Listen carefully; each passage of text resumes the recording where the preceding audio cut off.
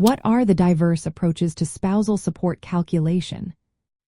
Imagine trying to figure out how much support one spouse should pay the other after a divorce. It can feel like navigating a maze with many different paths. That's because there are several ways courts and jurisdictions approach this calculation. Understanding these methods can help you avoid common legal mistakes and ensure fair support arrangements. Many areas use income-based formulas as a starting point. For example, they might calculate support as a percentage of the paying spouse's net income after deducting child support. This percentage can be up to 40%. Then, they subtract a portion of the recipient spouse's income to arrive at the final amount. This method is straightforward and easy to apply but may not consider all the details of your situation. Relying only on formulas without considering other factors can lead to unfair support orders. In some states like California, judges have more discretion. They look at a list of factors instead of fixed formulas.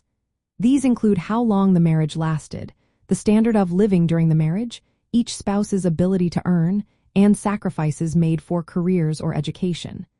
They also consider age, health, and whether domestic violence was involved.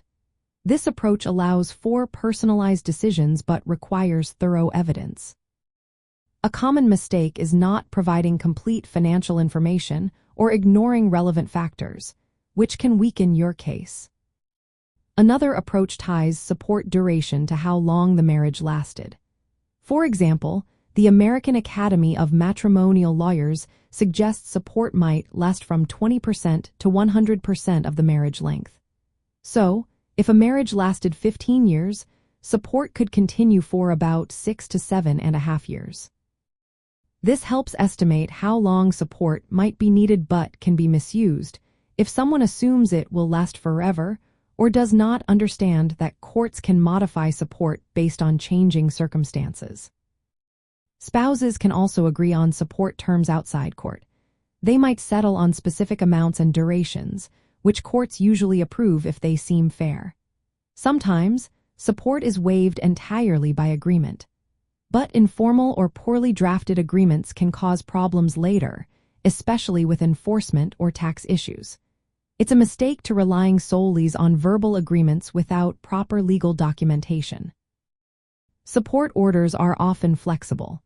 If circumstances change, like income drops, health issues, or remarriage, either spouse can request modifications. But failing to understand the process or not keeping good records can mean missing chances to adjust support or enforce payments. Common legal mistakes include relying only on calculators or formulas without consulting a lawyer, ignoring jurisdiction-specific rules, and failing to fully disclose income, assets, or debts can also cause issues.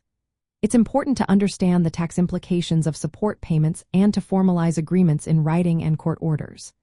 Not knowing that support can be temporary or indefinite, or neglecting to seek modifications when needed, can lead to future problems.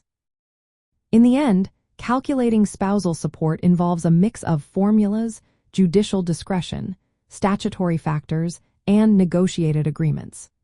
To avoid mistakes, it's best to seek legal advice, be transparent with financial information, understand your jurisdiction's rules, and make sure all agreements are properly documented and enforceable.